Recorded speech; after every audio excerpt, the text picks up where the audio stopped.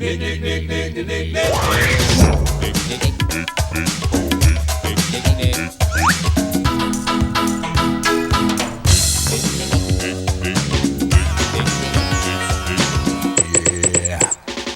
it.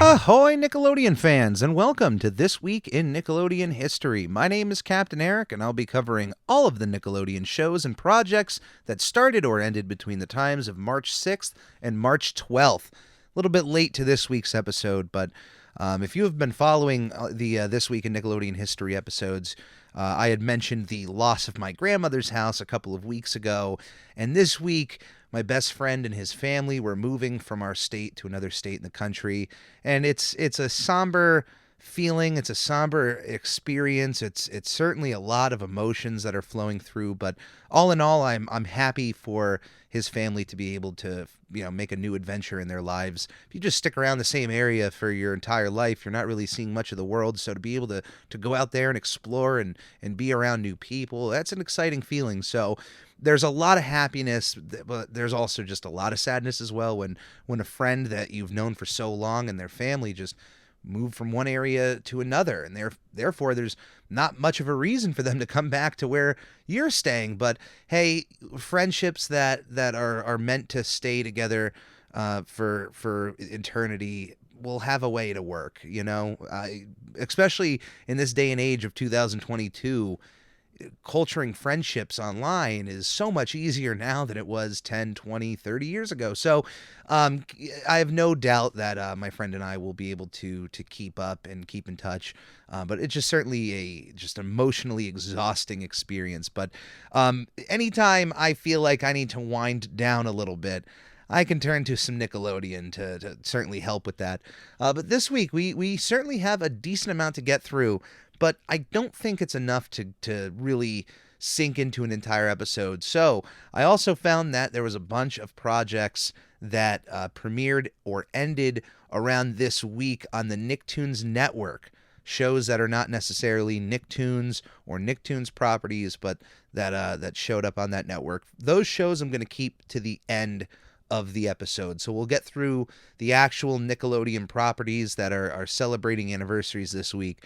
And then once we're done, we'll head over to the Nicktoons network and celebrate some anniversaries over there. But we're starting out with a movie that premiered 3 years ago on March 8th, 2019, Lucky, a made-for-television animated movie produced by the Nickelodeon Animation Studio and features the voice of Luke Skywalker himself, Mark Hamill, also featuring stars Kiro Kosarin and Ron Funches, who I am just an absolutely massive fan of. His work speaks for itself. I mean, every character I've ever seen him play or heard his voice come through, he always plays those characters with such sincerity. And it's hard to capture that with certain actors, but for Ron, it is effortless. So I have not seen Lucky, but with stars like that, I'm certainly interested to check it out. I mean, you got Mark Hamill involved. It's one of the best voice actors of all time, beyond being one of the greatest film heroes we've ever had with Luke Skywalker. So Lucky celebrating its 3-year anniversary. The movie was directed by Casey Burke Leonard. 5 years ago, on March 11th, 2017, Hunter Street premiered on Nickelodeon. Created by Ree Shulvik and Mel Runderkamp, and the show has 4 seasons of 90 episodes. It is still ongoing, by the way, so if you are a Hunter Street fan, definitely let me know what you think of the show. A show that premiered 6 years ago, on March 12th, 2016, School of Rock, premiered on Nickelodeon. The show is based off of the School of Rock movie, written by Mike White and directed by Richard Linklater. The movie stars Jack Black as Dewey Finn, a guitarist who ends up taking over his roommate's job, his roommate Ned Schneebly, his job as a substitute teacher. He ends up taking his role as that substitute teacher and ends up trying to teach the class he's put in charge of rock music. He instead just kind of throws out the entire lesson plan and teaches these kids all about music and how to rock and roll while trying to avoid the principal of the school, who has got a bit of a stick up her bum. The School of Rock movie is literally one of my favorite movies of all time. It is one of my favorite Jack Black movies of all time. And it's a movie that, once it came out, was such a big hit with everyone. You almost figured there had to be more to this story. I mean, the ending especially kind of teased, not that there needed to be a sequel, but if they ever wanted to dive back in, I mean, seeing Jack Black with a whole new crop of kids trying to teach him music is all you need to get me to sign up to go to the theater. Jack Black is one of my favorite actors, so I should probably show my bias there. But anyway, there was rumors for a sequel for a long period of time. There was also a Broadway play that premiered in 2015 based off of the movie, but then a television adaptation premiered out of nowhere. But it is a perfect setup for a sitcom like this. It still features the character of Dewey Finn, although not played by Jack Black, but it's the same similar concept of the movie, but done as a television sitcom. A teacher teaching his students about rock, how to rock, secretly probably avoiding, whatever authority members are at the school. I don't think that they have the whole plot detail about him kind of taking his roommate's position. Mr. Finn, the new substitute teacher and an ex-rock musician who teaches the kids. Yeah, so he definitely gets the job legitimately in the show. But obviously then still teaching the kids about, being in a band and teaching rock music is then evident, which I absolutely like. That's totally a fine change. The show ran for 3 seasons of 45 episodes. 7 years ago, on March 7th, 2015, Awesomeness TV finished its run on Nickelodeon. Created by Brian Robbins and presented by Daniela Monet, the show ran for 2 seasons of 40 episodes. The best explanation I can come up with of Awesomeness TV is that it is the concept of all that, but in a YouTube age. It's not just sketch comedy in front of a live studio audience. There's also music videos and hidden camera gags that they also film. It's segment after segment, going from sketches to, like I said, to a music video, just going, from bit to bit to bit. I like the idea, and certainly it also ran alongside a YouTube channel, also called Awesomeness TV. So having those two run concurrently is a very smart idea. So I like the concept. It ran for a decent amount of time, and there's certainly more ways you could take this presentation of sketch comedy, and especially aiming it towards kids. There's many different ways you can take that concept and breathe new life into it. So bringing in the idea of YouTube, hey, that's just a new idea, and eventually we'll get back to that drawing board and see what else we can come up with, because there's always room for sketch comedy. It's just, how are you presenting it? Where are you presenting it? Those are always the things that can change. 10 years ago, on March 11th, 2012, Winx Club Legend of the Lost Kingdom, or Secret of the Lost Kingdom, premiered on Nickelodeon. The Winx Club was eventually purchased up by Viacom, the company that produces the show and the entire series. Rainbow was purchased in 2011, and this was, I believe, the first product that was being made by the company that was then released under the Nickelodeon banner. I might be wrong about that, but the Winx Club has actually been around a bit longer than this, because I remember the Winx Club being advertised all the way back on the Fox box over on the Fox network, if any millennials remember the Fox box. Whatever happened to Saturday morning cartoon blocks? That's literally a thing of the past now, it feels. But anyway, yeah, the Winx Club, certainly a fun little franchise here. If you enjoy fairies battling other fairies and monsters, I would certainly check out the Winx Club. It has a long history behind it, so there's a lot of the Winx Club to get into. The original creator of the Winx Club was Ignio Straffi, and the original show ran for 8 seasons of 208 episodes. Also 10 years ago, on March 10th, 2012, Big Time Movie premiered on Nickelodeon, the TV movie version of Big Time Rush, the show and also band that is within the show. Big Time Rush, massively popular around this time, and it was only inevitable that this show, this band, would get to make the leap over to a big old TV movie, in which it certainly involves the UK in a massive way. Didn't mean for that to rhyme, but I don't mind taking the time to remind you to subscribe to this YouTube channel, or, if you're listening to this as an audio podcast, go follow my YouTube channel. But yes, Big Time movie. If you're a fan of Big Time Rush, this is obviously well worth your time. I have only seen a handful of episodes of the show. It does have a certain writing style that I enjoy, so I think I would enjoy more of Big Time Rush and maybe the Big Time movie, but I unfortunately haven't had the time to check it out. But if you're a fan of Big Time Rush, are you excited about their comeback? Are you looking forward to some of their new music? Do you even like their music? Were you just a fan of the show?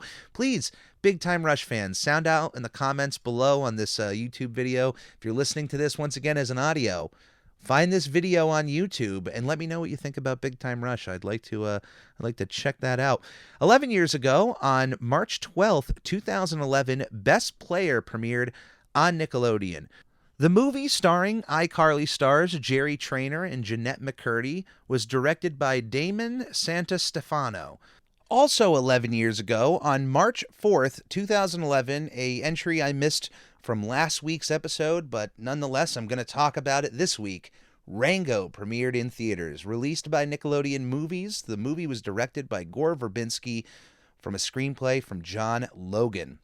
The movie stars Johnny Depp as a pet chameleon, finds himself in an old Western movie of sorts, in an old, deep, dusty Western town filled with animals, and the animation style at first may not seem like it's going to be the most family-friendly movie in the world, but let me tell you, there's a great story here, great characters. I love the way that they actually made this movie. I commend you even if you don't watch Rango. You should at least look up the interesting way in which they animated this movie or recorded the dialogue. They actually had the actors dress up in a way as their characters, not like in animal costumes, but dress up in their Western garb, and on a soundstage actually act out their scenes. And that was then recorded and then animated over. And there's something about that movie that, yeah, you can tell that getting those kind of performances out of people really helps with the film. It's one of my favorite Nickelodeon movies that is not based off of a pre-existing Nickelodeon property, although it may be my favorite one now thinking about it. But if you have never seen Rango, I cannot recommend it enough. Watch that movie. It is well worth your time. And honestly, if you've never watched it and you watch it off of my recommendation, I honestly would like to know your opinions. Whether or not you like it or you dislike it, please sound off. Let me know what you think about that. 22 years ago, on March 11th, 2000, Caitlin's Way premiered on Nickelodeon. Created by Paul Bellows and Thomas W. Lynch, the show ran for 3 seasons of 52 episodes. I don't really have much to say about Caitlin's Way. It was a drama that came out at a time that I really wasn't watching dramas. I mean, I was like 9 years old when this premiered, so it certainly was out of my age range, and that is okay. But it had a decent run on Nickelodeon. It's not like it ran for 1 season and then was canceled. It had a good following, and I've run into people in my life who, when talking about classic Nickelodeon shows, if they were a little bit older, they have brought up Caitlin's Way as a show that they enjoyed. So I've heard people bring it up, and if you're a fan of it, I certainly would like to know what you think of it. And finally for this week, 33 years ago, on March 10th, 1989, we had the final episode of Finders Keepers, a classic Nickelodeon game show that was created by Jeffrey Darby, Bonnie Grossberg, Michael Klinghoffer, Neil Krupnick, and Dee LaDuke. I did that all in one take, and if I didn't mess up any of those names, like that, I'm saying that's impressive. There was no prep on that either, even though I think I've gone through those names before. But to see that list of names and to say them all one take without really messing up, I don't mind some self-congratulatory pats on the back here. on my ship. The show ran for 195 episodes, 130 episodes on Nickelodeon, and 65 once it hit syndication.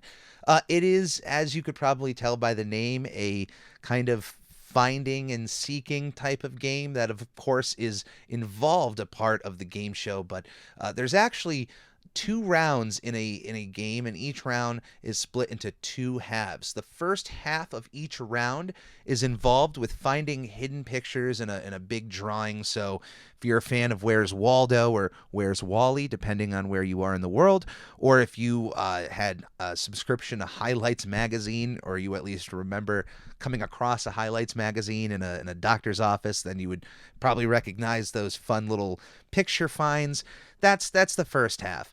The second half involves going through a pre-built house on a soundstage and ransacking through the rooms, finding specific objects. So the house, I've seen a few episodes here and there when this was running on Nick Gas, and I actually had that channel on cable maybe like 20 years ago, and they would run reruns of this. So I've seen a few episodes of Finders Keepers. It's a fun watch, even if you're not really nostalgic for it. It is just one of those kind of out there game shows that you've never seen before. So watching it at least once is worth your time. Now that is this week in Nickelodeon history, but I do want to cover a few shows that premiered or ended during this week on the Nicktoons network. A few of them I actually have some things that I could mention. And we'll start with 18 years ago on March 7th, 2004, we had the first episode of Kaput and Zosky, another one of those original tunes that you can only find on the Nicktoons network, at least in America. I know that it was made in Canada on the Teletoon network, but it did not air on any other American cable stations that I know of other than Nicktoons network. So when I first got a hold of Nicktoons network, the two shows that were completely original to that channel at the time were Cornel and Bernie and Kaput and Zosky. I definitely preferred Cornel and Bernie than Kaput and Zosky, but there was also something about Kaput and Zosky that was just so unique, and I couldn't put my thumb on what exactly I loved about it. But everything from its animation style to the voice actors they had, there's a lot to like about this show. I didn't watch the entire series. It only ran for 2 seasons of 26 episodes. I would say it's worth diving into. Its country of origin is not just Canada. It's also was made for France 3 over in France, the channel over there. I certainly think if you've never checked out either Cornel and Bernie or Kaput and Zosky, it is worth if you're a Nickelodeon fan, it's worth going out of your way to check those out, knowing that those were like original Nicktoons network, kind of like, hey, check these shows out from around the world. You can only see these on the Nicktoons network. I think that's pretty cool. I enjoyed that. 10 years ago, on March 15th, 2012, we had the final episode of Ricky Sprocket, Showbiz Boy, another Teletoon production that aired on Nicktoons Network. This show ran for 2 seasons of 26 episodes and was created by David Fine and Allison Snowden.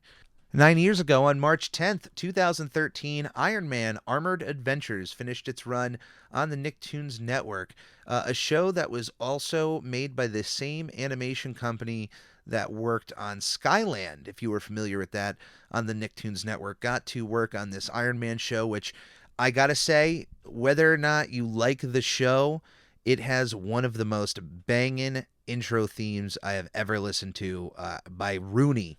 I can not say enough good things about that theme song. And both seasons of this show are actually available on Disney Plus. So if you have Disney Plus, you can actually check out Iron Man Armored Adventures. I actually really enjoyed the show. I didn't watch it in its full from beginning to end, but I watched more than a handful of episodes when they were on Nicktoons Network. I was working more at the time that this was on, so it was harder to catch it, but it definitely played in the background when I was doing some painting, when I was doing some work, but I also caught a few episodes, and I enjoyed some of the character development and changes they made to the Iron Man story, so I would say it's worth your time. It ran for 2 seasons of 52 episodes. That sounds like a lot, but it is a very quick watch, and there's actually other characters from the Marvel Universe that show up in this show, such as Black Panther and the Hulk. So if you enjoy Marvel and maybe not just Iron Man, there is more to see in this show other than just Iron Man and Rhodey and Pepper. There's more than that in their story, but definitely worth checking out. Also on the same day, March 10th, 2013, 9 years ago, Voltron Force finished its run on the Nicktoons network, another iteration of the classic 1980s Voltron series. Can't say that I'm a fan, but I do love the idea of robots forming a bigger robot. I've always loved that as a kid, so I can get behind Voltron in that regard. I absolutely love Voltron. And 8 years ago, on March 9th, 2014, the final episode of Yu-Gi-Oh! Premiered on the Nicktoons network. Now, Yu-Gi-Oh! Had already finished its original run, and we're talking the original show here. Not Yu-Gi-Oh! GX, not Yu-Gi-Oh! 5Ds, or any of the subsequent thereafter animated series, but the original run of Yu-Gi-Oh! Actually ran on Nicktoons Network for about a year, from 2013 to 2014, and within the March time is when it premiered as well. I am a big fan of Yu-Gi-Oh! I was a big fan of the card series right when it came out. It was the first time that I came across a card game that was at least, there was a lot of shows that had toys or products that, they used in the show, and then, they were basically there to help sell the product in stores. Yu-Gi-Oh! Being a card game was very easy to pick up, and what made it easy was that the show, that the card game, I think the card game was based off of the show, not vice versa. But they actually, the rules of the game were actually followed somewhat closely in the show, or at least as time went on, they followed the card game a bit more closely. But that's what was enjoyable about it, at least for the first 2 seasons. The first 2 seasons are absolutely fantastic animation, wonderful. I don't want to just say just for the animation, but for the writing, for the stories, absolutely love them. They kind of go off the rails a little bit during the 3rd season and onward. It can kind of be hit or miss on whether or not Yu-Gi-Oh! Was good or just kind of stretching it to just sell more. But man, those first 2 seasons really had an impact on me. So, especially in the fact that we are celebrating its 25th anniversary this year, thought it was very appropriate to shine some light on some Yu-Gi-Oh! Here. It did air on Nicktoons Network, so it does count as part of this week in Nickelodeon history. That's it for this week's episode. As always, my name is Captain Eric. I hope you all are staying safe out there. Please keep each other safe, keep each other happy, positive. Try to be optimistic out there in this world. I hope each and every one of you are staying safe, no matter where you are out in the world. Those of you in Ukraine, if you are listening to my content, my heart is with you. Please do what you can to stay safe. I can't wait to see you all through this. And please, if there's any way that you can show this content out to other fans that may join the Ready Crew, by all means, liking, sharing, subscribing, all of that does help, and it is all appreciated on my end. I love you all, and I will see you here next week. Thank you for listening. On the Lord, here we Nick. On the Lord, here we Nick. On the Ricky Ticky Low, while living #1 Nickelodeon.